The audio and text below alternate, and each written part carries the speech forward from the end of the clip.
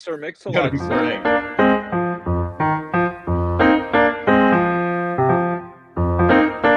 The next appointment.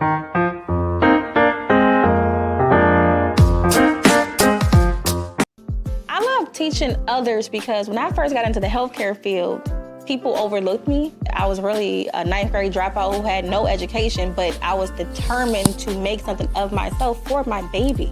So Motor City matched the funds I put into my business. They awarded me $20,000. So now I'm able to focus solely on first step healthcare training and give it everything it needs. All because I live in Detroit. Hi, I'm Eric Sabri, your Wayne County Treasurer. If you're living in a home of a deceased family member and you're facing property tax foreclosure, the probate process can be helpful to you. If you file a probate petition and notify our office, the foreclosure proceedings will be halted during the probate process. Contact us at 313-224-5990 or email us at taxinfo@waynecounty.com. We're here to help.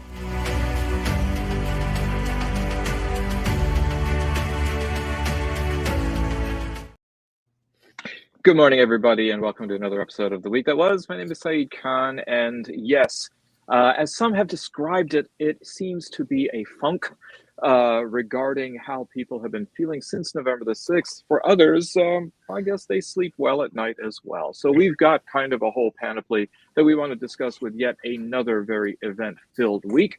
Joining us in order to do so are attorneys Joel Sklar and Bill Seikaly. Also, we have Republican strategist Jason Roe, entrepreneur Myles Wilson, labor and community activist Barb Ingalls, veteran journalist Nancy Derringer, and of course, co-founder of Deadline Detroit and Puma aficionado Allan Lengel. Go Pumas! Go Pumas! Okay, well, it looks like the president-elect has wasted no time in going ahead and mobilizing those whom he wants to be his inner sanctum and those whom he wants to have as his cabinet position heads, naming a variety of potential appointments. I'll just go through a very short list here. This is almost like reading the starting lineup at Comerica Park. Starting at Health and Human Services, Robert F. Kennedy Jr., Secretary of State Marco Rubio. Please hold all comments till the end of the starting lineup. Attorney General Matt Gaetz, Secretary of Defense Pete Hegseth, Department of National Intelligence Tulsi Gabbard, Department of Homeland Security Kristi Noem, U.S. Ambassador to the United Nations Elise Stefanik, United States Ambassador to Israel Mike Huckabee. I could go on, but why bother? So I guess first of all, and we have a video that alludes to this question I have, Alan, why would President-elect Trump seemingly be looking to appoint people who may not pass the laugh test in the Senate confirmation hearing? No question, he's the leader of our party. So now he's got a mission statement, his mission and his goals and objectives, whatever that is, we need to embrace it. All of it. Donald Trump says jump 3 feet high and scratch your head. We all jump 3 feet high and scratch our heads. That's it. Troy, there are many theories as to why Trump is naming a battalion of bozos to do these very important jobs. Some believe he's testing the Republican Congress to see how far he can push them. Some say he's doing this strategically to weaken certain sections of the government. Or, and this is the theory that I believe, he's dumb. I think Congressman Niels needs to wait till Trump says Simon Says before he decides to scratch his head and poke his eye out or whatever he's planning on doing. Okay, so what's the, and I use this term in its sort of very loose construction, what's the conventional wisdom here? Jason. Let's hear from Jason. Yeah, well, yeah. I'm wondering what I've gotten myself into here today. You know, it's shocking. It's jaw-dropping. You know, I thought kind of the first round or two, there was some relatively conventional by Trump terms choices like Marco Rubio at the State Department, Susie Wiles as chief of staff. And then all of a sudden, it kind of went off the rails and, you know, starting with Hegseth got everyone's attention. I think that was maybe a disproportionate reaction, but the Gates one is really shocking for so many reasons. And I think everything surrounding that nomination too, him immediately resigning his seat to get ahead of the release of the ethics committee's report. And for those that don't necessarily know, if the ethics committee's jurisdiction is over sitting members of Congress. And so merely by resigning, he is no longer under their jurisdiction. And today a report was scheduled to be released. And from what we know from leaks, that it confirmed having sex with a minor and drug use and some other things that, and maybe some transactions that would be considered a little grafty. There's not even Republicans that think that this is viable, other than the true blue MAGA crowd. And how much of this is just Trump, giving a middle finger to the Department of Justice? How much of it is conspiring with, Gates to give him an exit strategy? No one can guess. I mean, this is as much a Rorschach test as anything I've ever seen. And the RFK thing, I don't think there was ever a time that the campaign in any form genuinely said he's going to be the Secretary of HHS. And I think they went out of their way to avoid saying that for what the reaction might be amongst the electorate. And this is about as provocative as Matt Gaetz putting RFK as the secretary. My presumption is he would get some, staff level position advising the White House that didn't require a Senate confirmation, so he could be in the room and influencing policy. But I did not see a cabinet level position. I think it will be very difficult for me to believe he can be confirmed by the Senate as the scion of royalty in the Democratic Party. To have him help elect Trump, I don't think is a forgivable sin. Nancy, can I just say one thing to Jason here? Are you fucking kidding me? I mean, it's going to be.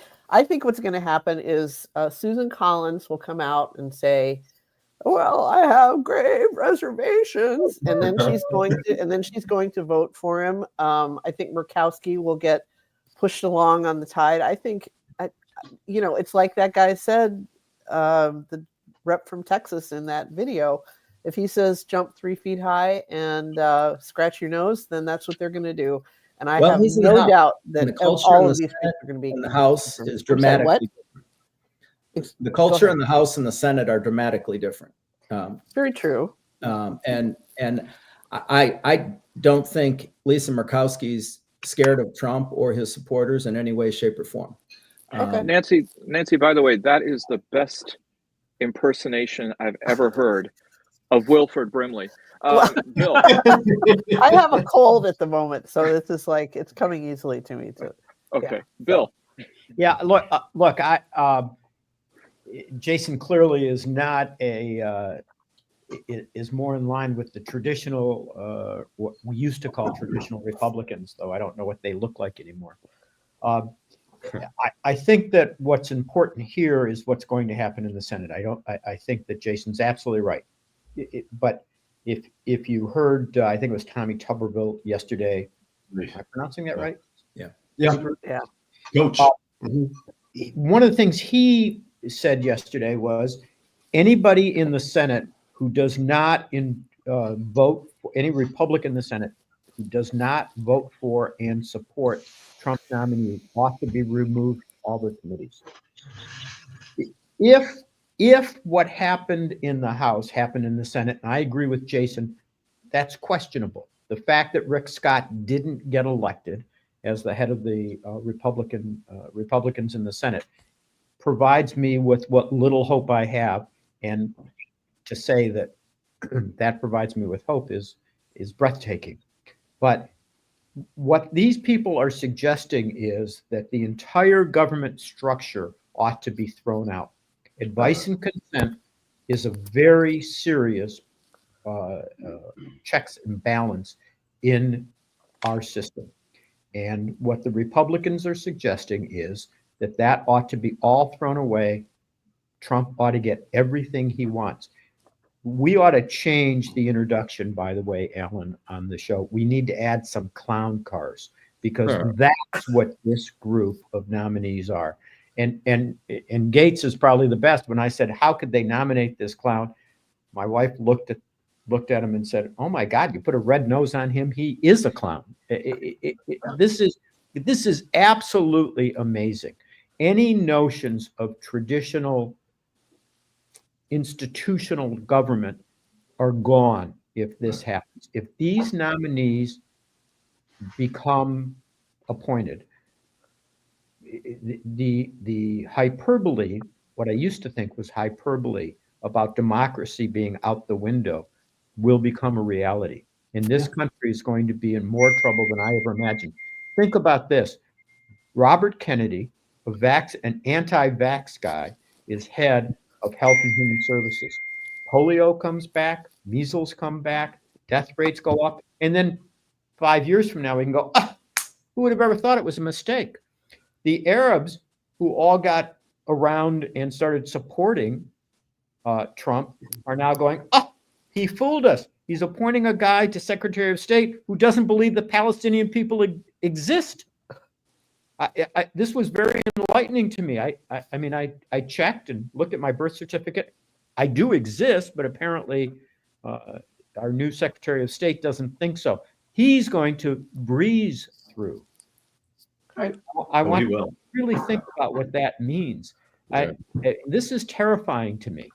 And the clowns are coming out. The wheels are coming off.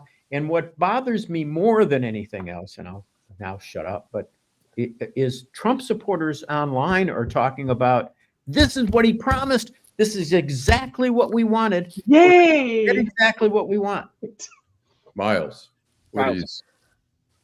what says just want to chime in on what everyone else said. It's to see the nominees that he currently has. It just pretty much highlights what state that we are in as a nation. So he got an overwhelming amount of support out the polls. Now these are the individuals that he chose. As was highlighted earlier by Bill, a lot of people that voted for him in his constituency have opposed on a lot of the things in which he's standing on. So it's kind of out of left field, going back to what Saeed said as far as just doing the baseball lineup. But people shouldn't be surprised. I mean, at this point in America is all over the place in terms of politics, Myles, can I just businesses, say one thing? corporations.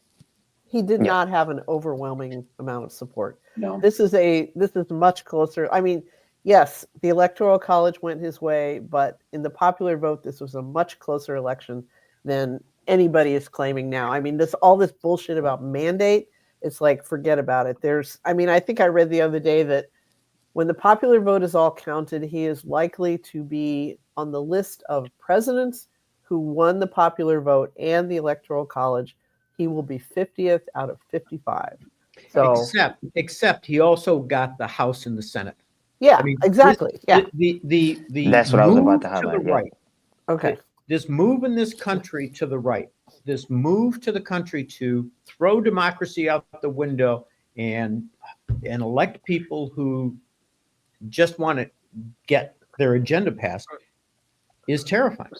So, Bill, I'm going to ask the question. I feel like democracy has. Yeah, I just wanted to say, I feel like democracy has been out the window for a long time. I mean, we've been at unprecedented times as far as a president changing every 4 years in the last 12 years. So a lot of things are crazy and unprecedented right now. So, I mean, Bill, it's our duty. What's up? No, I'm sorry. Bill, I want to ask the question. I was going to say, it's our duties as individuals to educate people better. Okay. Bill, I want to ask the question. Did he move the country to the right, or did he find the country on the right? Yeah, no, I that's a great question, Saeed. And I do believe that Trump's one of these guys who said, wait a minute, where is everybody? I want to get in front of them because I'm their leader. I think this country, this is so frustrating for me to say, but I think that it's probably accurate. We elected President Obama, who I happen to think wasn't far enough to the left, but he, in my opinion, was one of the finest presidents we've ever had. I have nothing but the utmost respect for Barack Obama. But the truth of the matter is the country looked at him and said, what? We elected a black man? I mean, it was like that movie where Chris Rock was going to be elected president. Everybody went crazy. It was the reality of that. Right, head of state, that's right. And suddenly, we got Donald Trump as a result of that.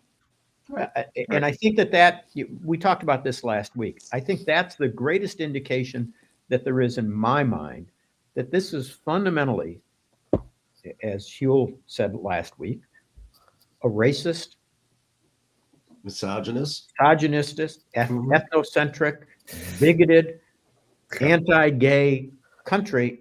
I don't recognize. I'm a stranger in my own land. Right. I think, it's interesting. I think people were like, a lot of people are like, we need change or whatever. And Trump, things were pretty good. And now when they see his appointments happening, they go, aha, now I remember the chaos. Now I remember the craziness. We have some of the, in the Arab community who are like, well, we've sent a message. Well, the message now is that Mike Huckabee is saying, give the West Bank to Israel. You've got Marco Rubio saying there is no Palestine, and they're going, well, okay, we made a point, but what's the point? And we have the Taliban congratulating Donald Trump for not making sure that a woman doesn't become president of the United States. Can I make just one quick point? There was a post that told Nancy to get over it. Trump won. And the problem is we can't get over it because the ramifications of this are going to be so enormous. And so, I can't even foresee what's going to happen. Nobody can. But the promise was to burn this place down. And that's what's happening. We're all watching the fire. We're seeing the consumption. Democracy died probably January 6th. We are a country in a remarkable decline, and this is kind of thing of be careful what you wish for. You get what you deserve in a democracy. You voted the asshole in, and now we're all going to be in trouble. Now we're all going to have to suffer. It's absurd.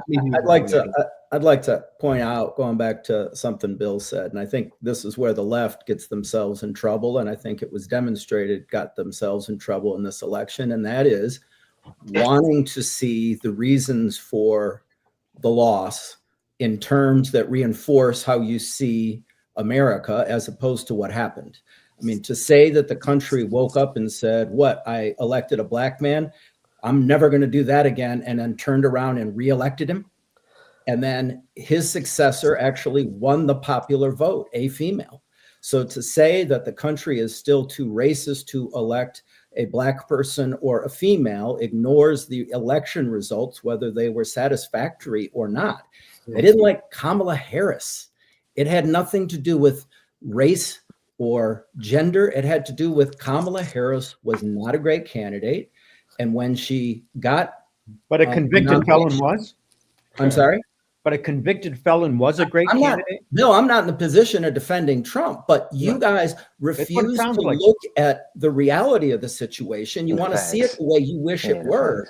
And when you look at all of the things that happened between the debate on the 27th, the assassination attempt, for Republicans, I think largely a well-choreographed convention, he should have had a 3 to 5 point lead coming out of that convention, and he never broke. And even when they swapped out and they put Kamala in place, the numbers never moved. Now, what does that say? That said that the undecided voters were still ready to vote for Donald Trump. He had not repelled them. And you guys wanted to invest so much in making him so repellent that they would move.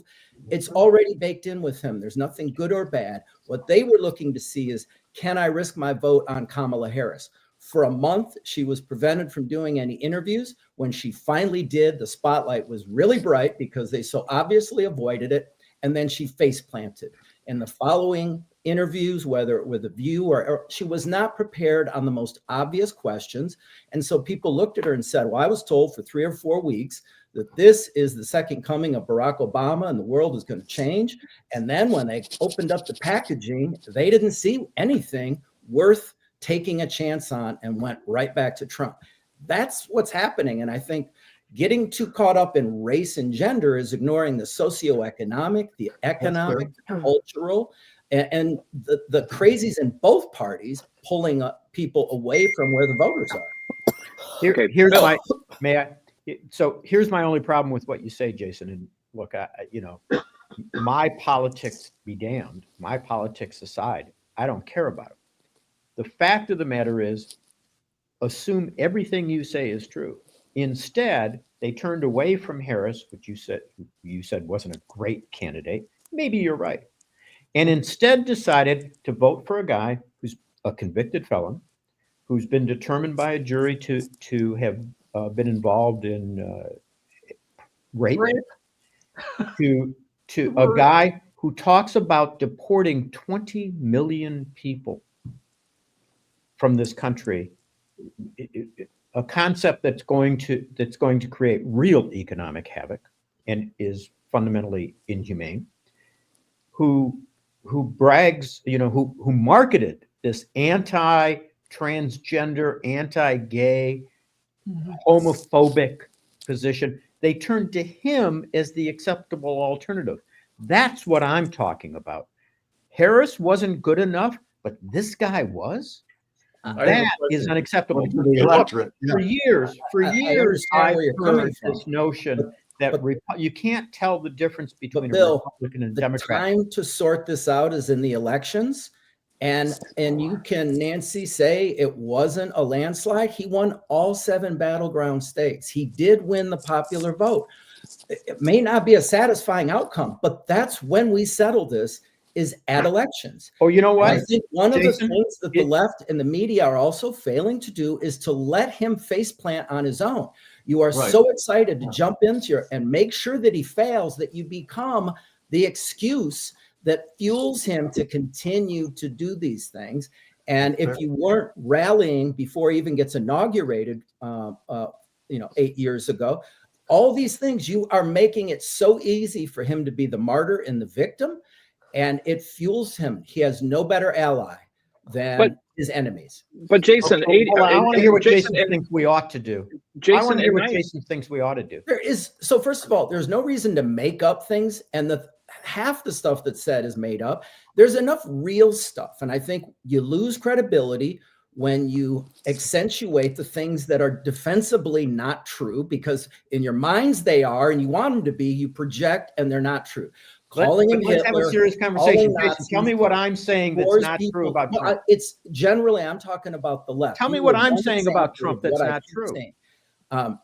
I think he is going to faceplant on his own. When you are trying to block him at every turn, all you're doing is making it easy to point. Let him do it on his own, but you don't. And then you become the reason that it didn't succeed. He has never been allowed 5 minutes. The benefits of winning the election, which, whether you like the outcome or not, is what we're supposed to do. And that has never happened.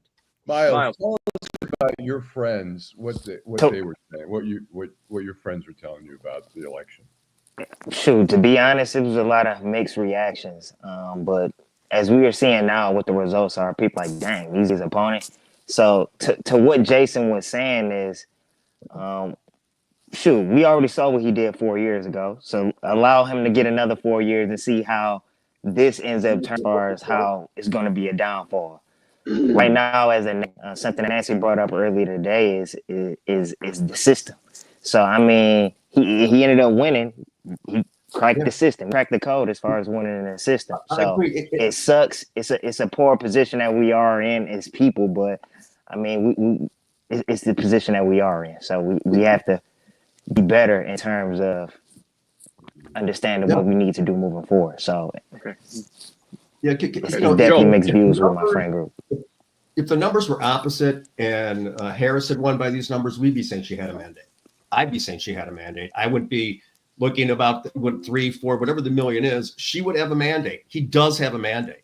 I mean, we would be saying that. We have to be fair. He got the majority. He got the electoral college. He won all 7 states. Battleground states. He has a mandate. The American people have spoken. We have to accept that. The question is, are there guardrails? Can we impose guardrails? And what guardrails, should we impose? Because Trump is a grievance, grievance candidate. If we give him reason to grieve us, in a sense, to say, you're getting in the way, it's them, not me, that's all he does. And I think if he's going to face plant, go ahead. This is what you want. This is what you wish for. Have it. And see what happens. So one of the elements that we haven't talked about yet is a new department that he's proposing, the Department of Government Efficiency, ostensibly to be headed up by Elon Musk and Vivek Ramaswamy. It seems, and so this is to go ahead and make the government efficient, but to me it seems as though it's going to be a purge of those who are in the so-called deep state, meaning career federal employees who will not toe the line of contentious policy. Barb. Or maybe people that just go to work every day and do their job in a department that Elon decides he doesn't like. I also want to say we're supposed to accept the results of this election and be good little lefties and shut up, just like they did on January 6th, right? We're going to just agree with everything that goes on. We're going to agree. I think that there are things that are already that he promised that we have to make sure that we stop if we can, that we stand up and we do it, and we don't. I'm not going to lay down just because a rapist who is bringing in more rapists. Mm-hmm. He's got Matt Gaetz. He's got the Secretary of Defense guy. Germaphobes, worm brain people, dog shoot in the face people. No. Drag a bear. Don't forget about dragging a bear. We've got video. No. We've got video. No. Looking forward to having, like we said, a smooth transition. Do everything we can. I get what you're saying, Barbara, but I know they're being polite, but it just feels so strange to me. We've all been at that Thanksgiving dinner where your sister's ex-husband is invited back so he can be with the kids, and everyone's trying to be cool, but the tension is high. I'm so grateful for all of you, and Derek, thank you for being here. Well, thank you for having me, sir. Would you mind passing the mashed potatoes, Derek, and try not to have sex with them like you did with the nanny? All right. So, I mean, one of the draft Trump executive orders, it seems, is to purge generals from the Department of Defense. I'm not sure if this necessarily reduces the fears and the suspicions that people have that Trump is looking to run the table, in part because it seems like it's unprecedented to any of the 46 presidents that have preceded him. Anyone? He'll do whatever he can get away with. I mean, the military is one of the guardrails. He's been doing that. And he's just going to decimate it. It's funny to hear Tuberville talk about anything, since he was not in favor of the military, actually, and scuttlebutt at all sorts of appointments. But, the writing's on the wall, that everything is very clear what's going on. Jason, as somebody who's had some experience being profiled, and I don't want to go ahead and profile you, but you are the Republican strategist here. I mean, how do you respond to that? And by the way, it looks like you've got a major endorsement from one of our viewers that you need to be here every week. So there you go. Well, I appreciate that. What am I responding to? There's a lot out there. So just the fact that I mean, here you have the generals. Yeah, the issue about the generals, and also this new Department of Government Efficiency. Yeah, I think we are about to see a buzzsaw directed at our federal government that we've never seen in our lives. I don't think people fully have processed what's about to happen. I think, taking two people like Elon Musk and Vivek Ramaswamy and putting them in that position, the idea that they're not going to come out with some pretty dramatic reform suggestions and that these will make it to the floor of the House and the Senate and they will be voted on. And I think we're going to see, will some of it be targeted? I'm certain they will look at people who they felt have targeted them. Will there be an eye towards trying to find some efficiencies? I genuinely believe that they will. I'm for one, would love to see an effort to root the defense contractors out of the Pentagon, let alone some generals. I think the relationship between the defense industry and the Pentagon is grotesque. And I would love to see guys that are coming at it from an efficiency standpoint, look at what taxpayers are funding to maintain this colossus. I think that's something that we might find some bipartisanship on, but it is going to be radical, and I think maybe too big a lift to even accomplish. And it's a big gamble, and it's hard to see how, as radical as I think it'll be, that in the short term they're going to see any positive benefits from this assault. Do you really think there's going to be any traction in going after defense contractors at a time when we're lionizing everyone who's ever worn a uniform? I mean, well, Nancy, we're talking about an administration that campaigned on getting us out of Ukraine, getting us out of the Middle East. Whether he can do it or not, it's not a culture of rewarding big corporations. I mean, his rhetoric has been pretty, non-interventionist, I think, throughout. And I think even preceding him, running for president the first time, he's not an interventionist. I don't think he is going to be an ally of the traditional defense industry. And, there's a young defense contractor in Southern California, and I'm forgetting his name. He developed the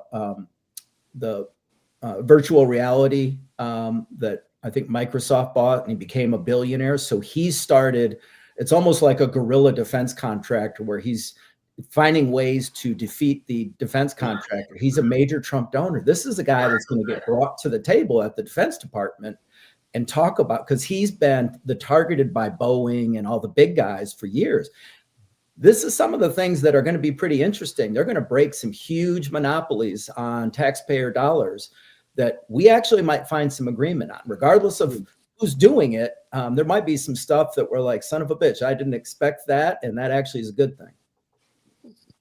All right. I think this is a good time, Allan, to go to a commercial. Alrighty.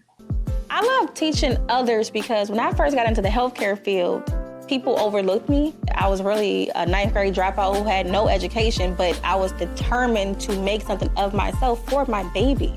So Motor City matched the funds I put into my business. They awarded me $20,000.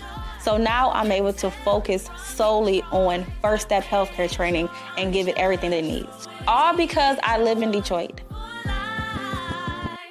Hi, I'm Eric Sabria, your Wayne County Treasurer. If you're living in a home of a deceased family member and you're facing property tax foreclosure, the probate process can be helpful to you. If you file a probate petition and notify our office, the foreclosure proceedings will be halted during the probate process. Contact us at 313-224-5990 or email us at taxinfo@waynecounty.com. We're here to help.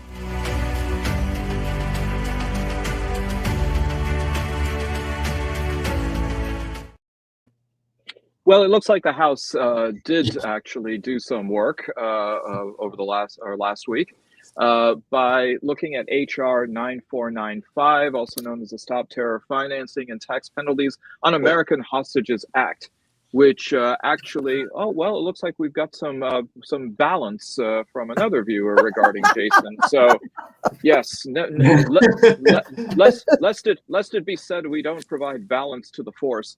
But this bill would provide relief for U.S. nationals and their spouses who are unlawfully detained or held hostage abroad.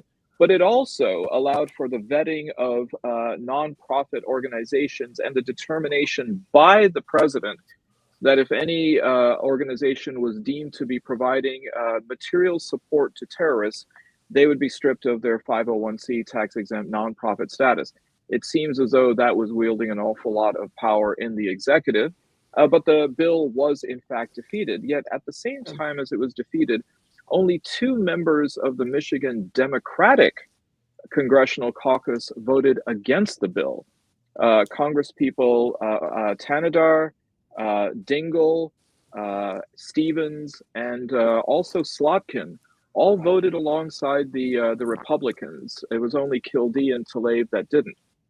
I thought that was a very interesting development. It looks like Congresswoman Dingell came out with a sort of an apology saying, well, next time I wouldn't go ahead and vote for the bill if it comes up. But she said that she was focused more on the first part of the bill regarding detainees or hostages like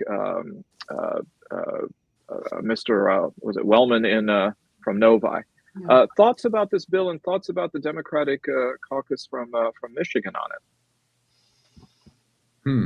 Anyone? Things that make you go home. Shree never fails to do something against his own people. I think that the letting the government, either government, choose who is a terrorist, make those decisions. I think that letting Donald Trump make that decision is a really bad idea, because then you're going to find some of our better nonprofits.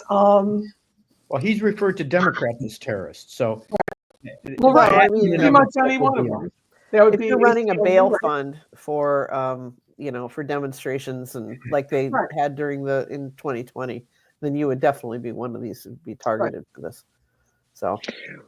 Well, taking a look more locally on news, it looks like Mayor Mike Duggan is not seeking a fourth term for mayor, and yet now it seems that several candidates are starting to vocalize their potential run. What are we to make of this transition in the city by the Detroit River? Yeah, Allan. I mean, I think all in all, I think Duggan's done a really good job. I think he's a really good manager in the city. I know some people don't like him, but he's got popularity. He could have easily won a fourth term. I think now you're going to see a ton of candidates jump in there, because there's no one obvious candidate. I mean, Mary Sheffield, the president of the city council, former Chantel Jenkins, the former president of the city council, and then there's some other folks, but there's no one person that's way out ahead. So I think that opens up the gate for a lot of people to jump in. And then we wonder about the governorship. He stopped short. He said in the next few months he would make an announcement. The race is until 2026. There's no rush. He's got Jocelyn Benson. He's got Lieutenant Governor Gilchrist in that race. And we're going to see some other people jump in there as well, because, again, there's no clear-cut front runner, but I think Duggan would be very competitive in that race. Bill.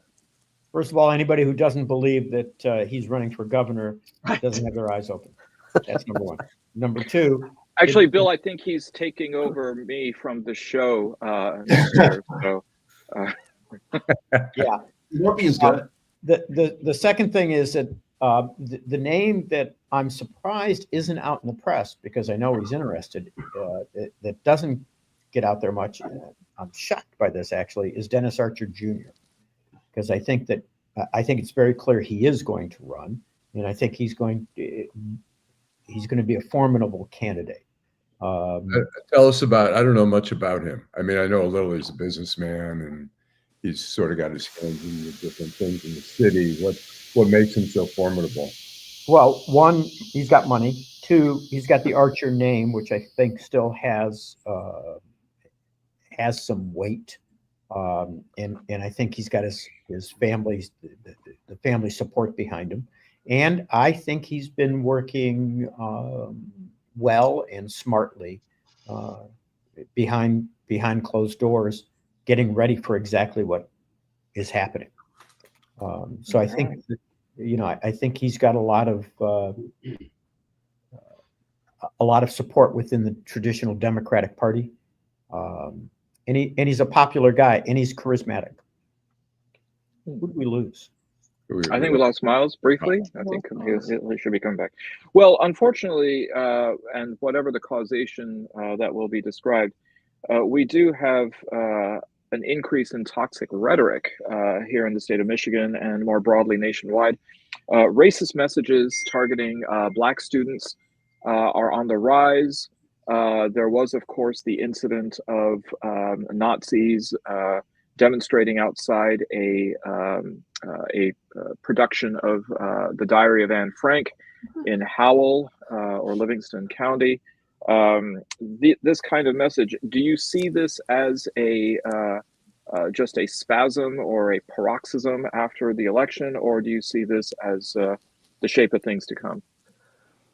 The shape of things to come. Yes. I think we saw.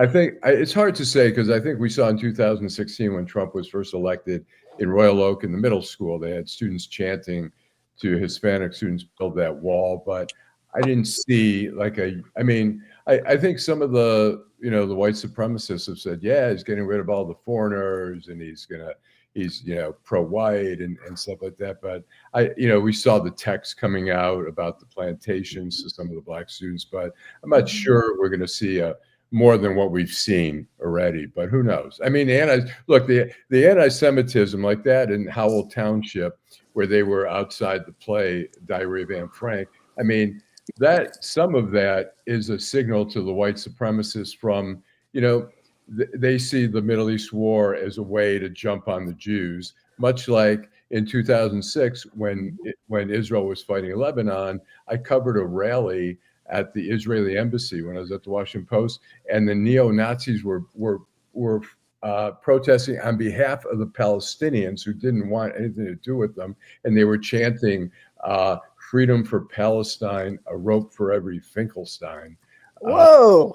Yeah, so I think that, the white supremacists see any opportunity where hate is bubbling up, and they see that with the You know what I'm always amazed by? Like, how is it that Howell, a town where you would be hard pressed to find a minion of Jews, manages to be like this, as we say, hotbed of anti-Semitism? It's like, when do they ever meet a Semite in Howell so that they can develop It's a former KKK capital of Michigan, though. I know it is. I mean, I'm aware. It's just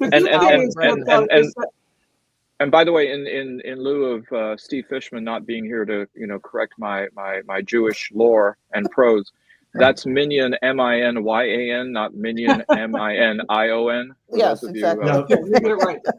It's good to know that the members of the VFW and a lot of retired military came out and supported they came in and stood in front. I mean, it's something, somebody got up and fought back. But I also want to point out that we've also got the Your Body, My Choice incel Trump people. So there's plenty of terrible behavior on our way.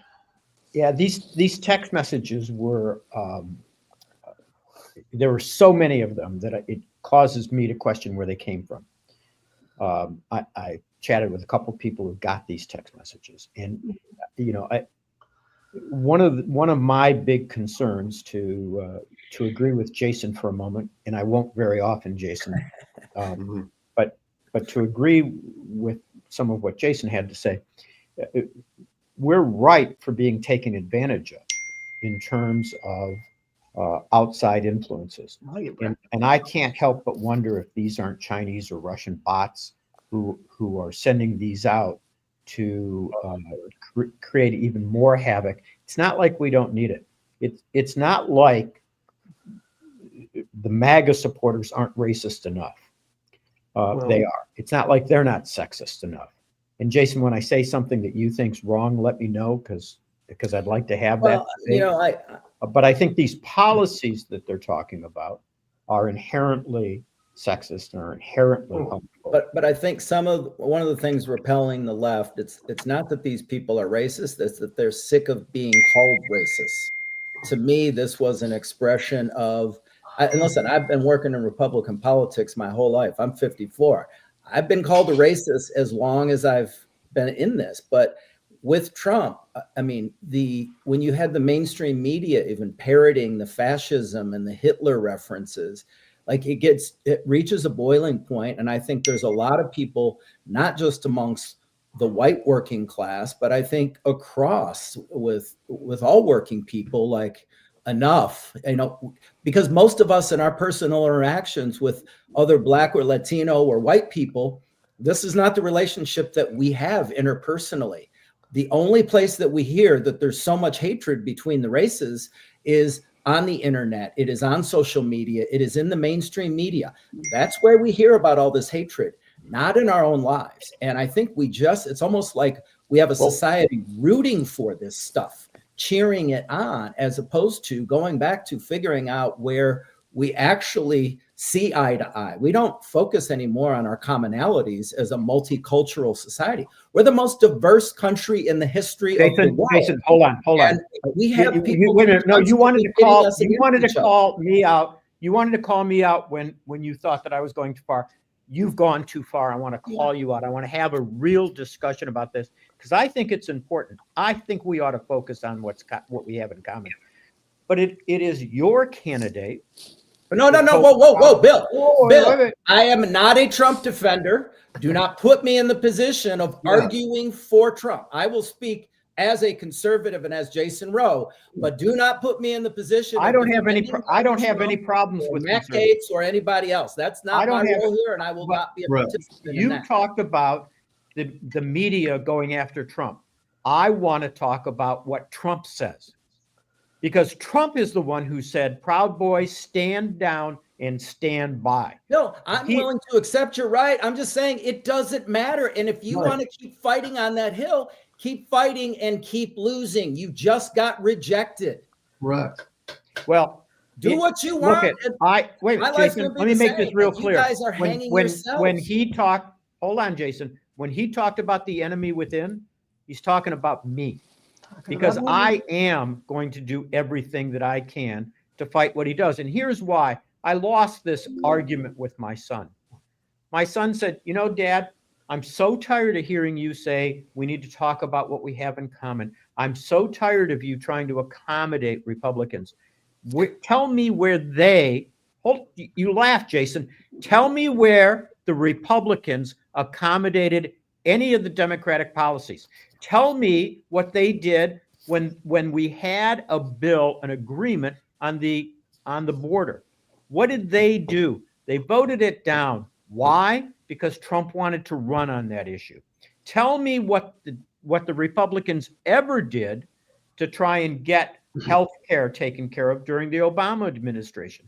Tell me where the Republicans have ever, in the last 12 years, done anything to work in common with the Democrats. That's the problem. There's nobody on the other side in Congress or to work with. They simply refuse to do it. And it makes you a pariah in the Republican Party if you do cross over and work with the Democrats. So that's a good question, though. Can you answer that, Jason? Well, I can. There's two venues that we're supposed to be working out our differences and how we govern. One is an election. The other is in the Congress. How they vote is one thing, but what we have been talking about here is not what's going to happen in the legislative process. It is fight this guy at every turn on everything. It is fighting outside of those two channels on how we as a civilized society settle who our leadership is and then how we govern ourselves. So we can continue to contribute to that chaos through all the social media, through the earned media, all of that stuff. It's not going to get any better, and you're not going to advance your cause anymore. What you guys have been trying has been failing, and you can keep going back to that well, but nobody cares. There are actually some places you could go win, but you won't let yourself get there. Where is that? In the legislative process. That's why we have it. Go fight. I mean, the old days of there's a bill coming up and you would put pressure on senators in their states, whether it was organic or it was manufactured. There was a legislative process that we all tried to impact. Now it is constant chaos everywhere. It is protests. It is taking over things that we don't like. It is trying to undermine institutions because all of a sudden the balance of power shifted. They were all fine before, but now because of the guy that's in charge, those tools and the infrastructure of our democracy are no longer good enough, and we must bust it because the other guys have control of it. But Jason, do you think part of that, Jason, might have to do with the fact that now every candidate, even in a congressional district, is a national candidate thanks to the amount of money after Citizens United? I absolutely agree with that. But guess who's been the huge beneficiary of that? The Democrats. Kamala Harris raised ungodly amounts of money. When you look at the total spending that went through Act Blue versus Win Red, and for all the talk of billionaires, there's way more billionaires funding the Democracy Alliance and Soros's entities. There's so much more money on the Democratic side. Do I believe we should rein it all in? Absolutely. But the idea that the Democrats are not the beneficiaries, the overwhelming beneficiaries, is again ignoring the reality of your political situation. I got a question. If I could just say one thing before that, Alan. Some people, I know this is an emotionally charged issue. If you could please refrain from making ad hominem comments against our guests.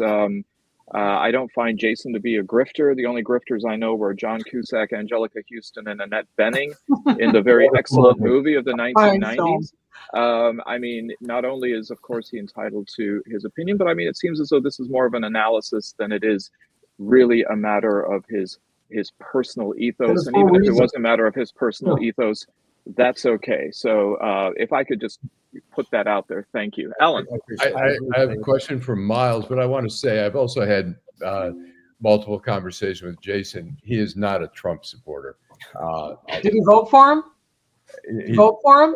No, he did not. You know, we have a reason that we have secret ballots. Yes, but I have Myles. I have a question for Myles. When we're talking about racism and all that in this race, was that an issue for you or for any of your friends that that might be black? Who was that raised as an issue, or was it not? It's definitely an issue.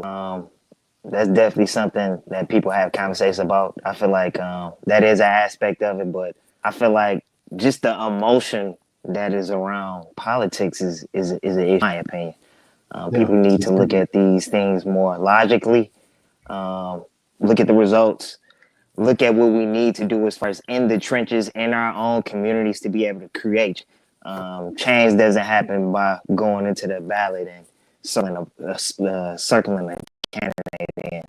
It happens with being on the ground, affecting your community, whether it's community service, working at shifts, hearing the voice of people that aren't able to get on a platform such as this, and seeing how we could be a voice for them and put them in a better position moving forward. So that's something I would say, or the conversation that I've had with other people.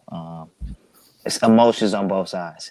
No matter whether or not you are agreeing with it or disagreeing, it's just super emotional. And I feel like this political process needs to be more logical, and it has to be more entrenched in qualitative and quantitative ideals.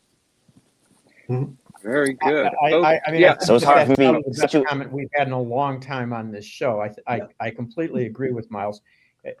I just want to point out that it's that emotionalism. It's what Trump has been so successful at, is finding the disenfranchised and getting in front of them and saying, yeah, come on, let's go destroy the system. Right. I mean, that's been his campaign. That's what he's doing. The question is, are we now are we going to allow that to happen? And that's where I disagree with Jason. I mean, that's who I happen to have a lot of respect for. I want to support what Saeed said. Can we allow him to make these nominations and destroy what exists in the system? And my answer to that question is no. So Bill, to yeah, what you were saying, like the system in general, is that a miss? I feel like it's going to be hard for us to create that change, especially when you allow we as a country, regardless of whether or not you're Republican or Democrat, we allowed a felon to get reelected inside of the highest position that we have in our government. So for me, it's the system, and just not no working Democrat system. We have to poke at the holes in the system, whether it's the executive branch, the legislative branch, and the judicial branch, and on the local levels as well. Too many politicians, too many paid individuals working for their own self-interest and not for the people. And I feel like that's the biggest problem that we are going to continue to face. The wage disparity continues, and the economic situation that we currently have continues to have these huge disparities. All right, Barb. We can't talk about the racism, though, without talking about the way that immigrants and refugees were completely demonized to the point where they were being called rapists, mentally ill, bringing in disease, taking our jobs, which is, I really thought I was going to have a good job at the beet farm, but damn it, someone came and took it, and it with no differentiation, no timeline, and the media, I have to say, allowed this to happen. There were no questions on, what was it? 34,000 murders were brought into the country. It wasn't true. There was truth over like a huge timeline, but it wasn't true. And including when Trump was in. even Well, when, part of when this the is whole also So the question, the media like acting like it's still 1985 and people read newspapers and pay attention to them, and so they stand up and they say our fact check shows that there are not 300,000 children being human trafficked at the border, and they expect people to say thank you for that information, it's so helpful to us. And instead they double down on Newsmax right, and Fox. exactly. And it never gets told the truth. And the All it- only bright spot I can think of this entire week is that Alex Jones lost InfoWars. Which was really the best. I don't know, Barb. I gotta say that Lions game was pretty thrilling. So I'll go with that. Myles for the last word. So I was just going to chime in on what Barbara was saying. It's the people that are running these corporations, as far as these news organizations. These are a lot of the people that put this false information out there, isn't fact checked or anything, and allow that to be flood the masses. Nowadays, we live in a civilization in which people stay on their social media, they stay on their, so they hone in on a specific ecosystem as far as the information that they receive. People don't go out here in the community. People aren't going out to communities that's outside of their own jurisdiction to figure out what's going on. So I feel like that's why a lot of people were blindsided by what took place in this election. And it's a sad position in which we are in. So I blame it on rock and roll. Allan, why don't we go to our last segment? Downtown Detroit, Robert Wells, Smart of the Week. Okay, what I will do is, since we have some newbies to the show, to see how we to acclimate them to this, we're going to start Schmuck of the Week with Bill. I'm probably the schmuck of the week. No, I'm. There are a lot of great candidates this week. Matt Gaetz comes to mind, but I think that I'm going to, as most of you know, I'm a real believer in our system. I'm a lawyer. I believe in the rule of law. I think this stuff's really, really important. And for Tommy Tuberville to come out and say that we ought to eliminate anybody in the Senate who opposes Trump's appointees, including Matt Gaetz. That's what he was specifically talking about. Should be lose their committee assignments. I think is the most un-American thing I've ever heard come out of a senator's mouth. The requirement of advice and consent from the Senate is there for a reason. We are not a country that was built on a two-party system. It's a fallacy. It just happens that we developed that way. And this notion that all the Republicans and all the Democrats have to vote in alignment is wrong, and it's destroying our country. And Trump's encouraging that, and we need to stop that. So, Tommy, you got my schmuck of the week. All right, Barb. Oh boy, Mike Johnson, who is trying very hard to not have Matt Gaetz' report released in any way, because he would like Matt Gaetz to be, Secretary of State, and so they're gonna support their. So far, the Trump cabinet is strongly supporting rape and underage children. Trafficking.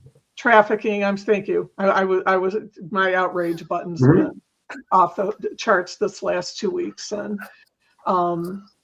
Mike Johnson, always there. All right, Myles.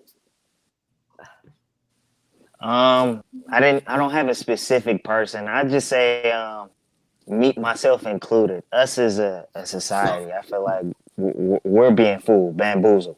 Continuously electing these politicians, whether it's on a local level or on a national level, never being able to actually hold their foot to the fire. We're still giving these individuals our vote, giving them our attention, giving them these airwaves on a consistent basis, and they aren't going to go actually create change. We need to start having more enclosed conversation. Like that's the foolish society has. Myles, you went in and out, but you're too young to know this reference. But there's an old cartoon named Pogo, and there's a classic cartoon in which he's playing John Paul Jones, and his line is, "We have met the enemy, and he is us." and I think it fits right into what you're saying. I agree with you. Yep. You're talking about the American Revolutionary, not exactly, the bass player for Led Zeppelin. Okay, Jason. That congressman that you showed on the clip at the beginning that said he's basically just going to do whatever Trump told him, apparently traded his balls for his seat in Congress. I like him for Schmuck of the Week. Well, actually, Jason, he's from Texas, so it wouldn't be a seat, it would be a saddle. So I think that's the other reason why he had to trade them in. Nancy. Oh, I have come back to this well more than once, but today I was talking to a friend of mine who has done some journalism around the FDA and the supplements that are, basically just useless at best and harmful at worst. And a lot of them are affiliated with this sort of natural health movement that our potentially incoming HHS secretary is behind. Also, I was talking to my dear friend who lives in Milwaukee, who has a son who is a newly graduated medical scientist and is doing some really groundbreaking, this is according to his dissertation advisor, not him, some groundbreaking work on the genetic the genetic roots of medicine. And he has a multi-year grant proposal with the NIH that is pending right now. And he's terrified and he's worried he's not going to be able to do his research. He's been talking about moving to Canada for some time. He would probably be welcomed there because he is a highly skilled person. But because of all of that, all of my concerns around the nation's health, it has to be Robert F. Kennedy Jr., the great embarrassment, the great proof that it only takes 3 generations to ruin a great family. So there you go. I do believe, Nancy, that maple syrup and poutine satisfy all health ailments that are out there. You feel better. They can't be cured by flat Verner's ginger ale. Sorry. Yes, I mean you might still need Ozempic, especially after the poutine. But yeah. All right, Joel. I'm going to go with Nick Fuentes, a gentleman who's a white supremacist who was dined at Mar-a-Lago with the president or the president-elect. He had a wonderful line to women. Your body, my choice. Right. That went out as a meme. It's all over the place. It is completely despicable and it's being embraced. And I think what we're seeing is, Trump's given permission to say whatever you want. Political correctness is gone. And maybe the liberal or the Democrats, including me, holding on to that may be a mistake. I think one thing that Trump did give is people freedom to say whatever the fuck they wanted to say. And people wanted to say a lot. And I think that's one reason why people are so enamored with him, is he says what they think and they can say what they want without any ramification. Right. But anyway, Nick Fuentes is my schmuck of the week. All right. Allan. I've got 2 quick ones. Lindsey Graham for initially being shocked at Matt Gaetz and then saying that we should basically give Matt Gaetz a chance as Attorney General. And the other one is Howard Lutnick, who was part of the transition team. He appeared a couple weeks ago on, it was either CNN or MSNBC. And he said, when they said RFK for, Secretary of Health and Human Services, and he goes, no, that's not going to happen. He just wants access to data to figure out what to do. He goes, no, that's never going to happen. So, you schmucks. Well, Bill, I think we should just belt out a version of all we are saying. Just give Gaetz a chance. All right. Well, my schmuck of the week is Harvard alum, hedge fund manager, Ivy League president annihilator, Bill Ackman, who goes ahead and uses the oldest literary device ever of a straw man by posting how a friend was asked to write a recommendation for his daughter who's applying to Yale and saying that he would not do that because he will not engage with Yale because Yale is no different than Hamas, a cult that abides no disagreement and a cult certain of its own purpose and mission beyond a reflection. Yale is potentially even more dangerous. Hamas will be defeated shortly. Yale will continue to send its graduates into positions of power for years. Saeed, this is, yeah. Can I just say something that I had to say online this week? Yes. Call me when one of these assholes actually sends their kid to Bob Jones, Liberty, even Hillsdale, because they are. It's like this. All this. Go. Keep going. Keep going. Just keep talking. I'm gonna start spluttering in a minute. So. I was always wondering. I was searching for it, like the Grail. That what would be the biggest first world problem that I would ever see in my life, and this has to be it. That Yale is not, but perhaps Princeton. Actually, I think Ted Cruz had defined how even among the Ivy League, there's the top four and the bottom four. The top four being Harvard, Yale, Columbia, and Princeton, and then the other four being Dartmouth, Cornell, Brown, and Penn. So there's even a caste system among the Ivy League, but apparently Bill Ackman has his issues with that whole Yale thing. So favoring the Porcellian over Skull and Bones, not that I have a pony in this race, but Bill Ackman, you're my schmuck of the week. Thank you. Thank you, everybody. Before we take off, before you do your end, which I always enjoy, I just want to thank Jason for being here. I've enjoyed him. I've enjoyed having him part of the conversation. I will say that all the comments that, I don't know if you have them on and can read them, as the Palestinian in the group, I've received a lot worse. I'm a big boy. I could take it. I figured I might get a little slap here or there. But I encourage you to come back, because I think these kinds of debates, these kinds of civil conversations, I'll be very aggressive with you, because my guess is that we strongly disagree on many policies, but that we probably don't disagree on one, where the country ought to go, and that we ought to be protecting the institutions that are at risk right now.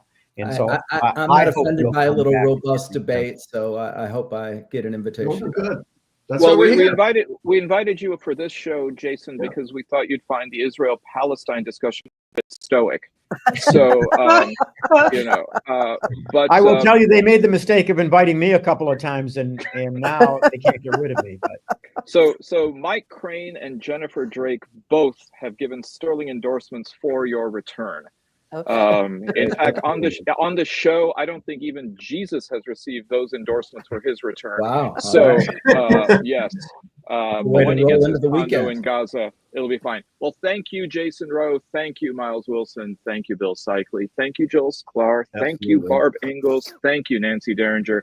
And thank you, and as always, with the last word, Allan Lengel. Drive home safely. Have a great week, everybody. Thanks for a great discussion. Everybody be good.